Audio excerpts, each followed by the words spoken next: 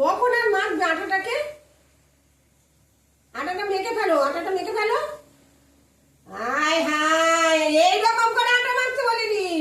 আমার মতন করে আটাটা মেখো ভালো করে, আমার মতন যেন হয়। ও মা, মাখা হয়ে গেছে আটা? এই তো মেখেছি, দেখো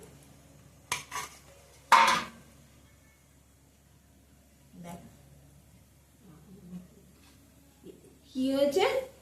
এরকম করে আটা মেখেছো? এরকম করে এক্ষুনি বললে আমার মতো করে আটাটা মাখো, তো আপনার মতন করেই আটাটা মেখেছি।